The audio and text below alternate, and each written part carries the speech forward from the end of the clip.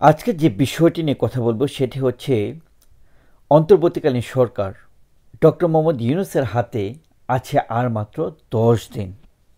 বন্ধুরা, জাস্টিন ট্রুডোর পতনের পর এখনও যাদের মধ্যে বিন্দু মাত্র কনফিউশন আছে, অ্যাকচুয়াল কনফিউশনও যদি কারো থাকে, সে কনফিউশনটা আর রাখবেন না।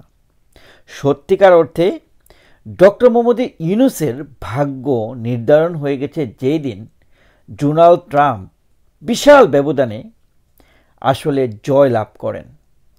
একটি কথা আছে, never play with fire. Doctor Mohammad Yunus আগুন নিয়ে খেলেছেন। সে আগুন নিয়ে যে খেলা, সেটার পরিণতি কী হয় সেটা তিনি এই 10 দিন পরেই বুঝতে পারবেন।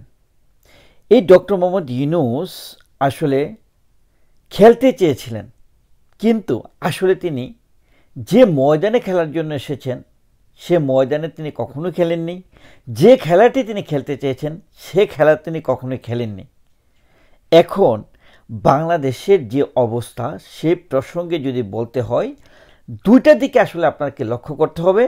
অপ্রিয় হলেও সত্য যে নরেন্দ্র মোদীর যে আপনার একটা চাল, সে চালে ডক্টর মোহাম্মদ ইউনূস তার পরাজয় নিশ্চিত হয়ে গেছে বেশ কিছুদিন আগেই।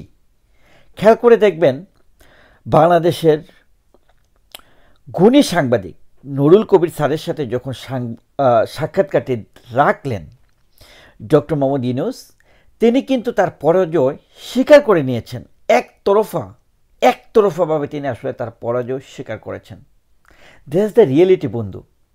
বন্ধুরা, আমি যে বলছি আপনাদেরকে, এই ডক্টর মোহাম্মদ ইউনূসের পরাজয় তিনি অলরেডি লিখে ফেলেছেন। তিনি জানেন যে তার পরাজয় সুনিশ্চিত এবং হয়ে গেছে। আসলে তিনি তার স্বীকারোক্তি দিয়েছেন সেখানে ডোনাল্ড ট্রাম্পকে নিয়ে, আমেরিকাকে নিয়ে তিনি কিন্তু তার স্বীকারোক্তি দিয়ে দিয়েছেন। তো আপনি খেলার ময়দানে এসে আপনি যখন হাল ছেড়ে দেবেন, তাহলে আপনাকে বুঝতে হবে যে আপনার অবস্থানটা কোথায় যাবে এবং আপনার সাথে যারা সম্পৃক্ত তাদের অবস্থানটা কোথায় যাবে। বন্ধুরা, যে জামাত, শিবির, হিজবুত তাহরির, মৌলবাদ, জিহাদিরা, জঙ্গিরা যারা কিনা ভাবছে তারা অনেক বড় শ্যাট হয়ে গেছে, তাদের এই শ্যাটগিরি, এই সাম্রাজ্যগিরি, এগুলা ছুটে যাবে 20 তারিখের পরই। যেখানে তাদের নেতা বলছে যে গিভ আপ করে দিয়েছে, সেখানে তার উপদেষ্টা মণ্ডলী, ছাত্র সমন্বয়ক রূপে ছাত্র শিবির, হিজবুত তাহরির, তাদের দ্বারা আসলে বাংলাদেশে কোনো কিছু করা পসিবল না। এটা সময়ের ব্যাপার মাত্র। আপনারা দেখবেন যে ডক্টর মোহাম্মদ ইউনূস একটা সময় আসবে কিছুদিন পর, জাস্টিন ট্রুডোর মতো বলবে, tata, good bye, I am sorry, আমি গিভ আপ করছি। এটাই হচ্ছে রিয়েলিটি। আপনার যে দেশের 1 কেজি মোটা চাউলের দাম হচ্ছে 80 টাকা, সে দেশের মানুষকে ডক্টর মোহাম্মদ ইউনূস কন্ট্রোল করতে পারছে। সংস্কারের নামে বারবার ঘোষণা দেওয়া যে দল এখন পর্যন্ত কোনো সংস্কার করতে পারেনি। 5 মাস আজকে হয়ে গেল। আফটার 5 মান্থস সে বলছে যে আমি তো এগুলো কিছু বুঝি না, আমি কিছু জানি না, ডান বাম বুঝি না, উপদেষ্টা মণ্ডলীর ভুল হচ্ছে, সেটা তো আমার কিছু বলার নেই, because I have no idea, I am new in this platform. That's what he is saying.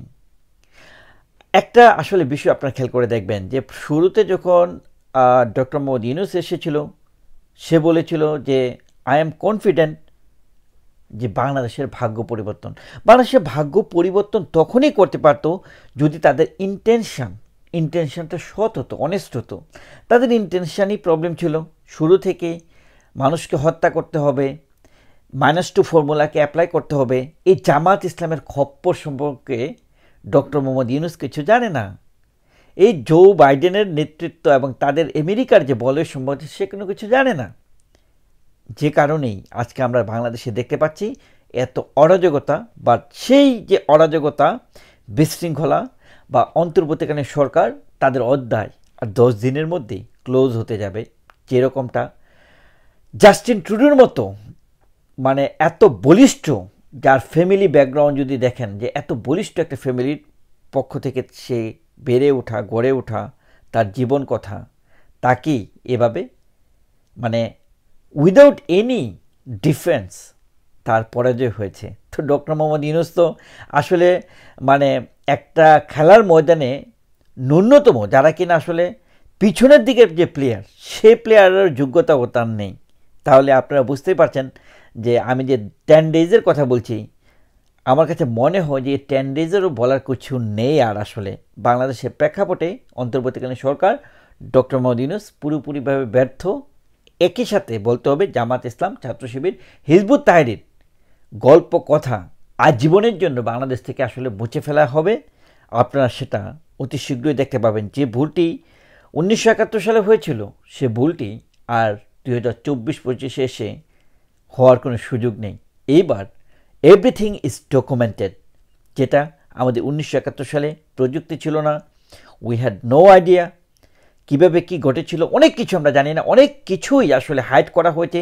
আর যে কারণেই ডালিমরা হয়ে গেছে মেজর ডালিম, যে ডালিমরা বলছে বাংলাদেশ এবং ভারতের মধ্যে নাকি যুদ্ধ হয়েছিল, বাংলাদেশ পাকিস্তানের যুদ্ধ হয়নি। তাহলে সে মুক্তিযুদ্ধ কোথায় করেছে? পাকিস্তানের হয়ে কি বাংলাদেশের হয়ে? কীভাবে যুদ্ধ করেছে? যার বিয়ে করেছে অগস্ট মাসে 1971 সালে, সে নাকি মুক্তিযুদ্ধ করেছে।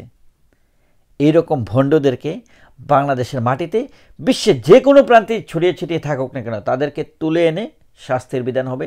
That's the reality. 10 more days. Just wait for Donald Trump. After that, after 20th of January, you can see the difference between August and January. Thank you so much.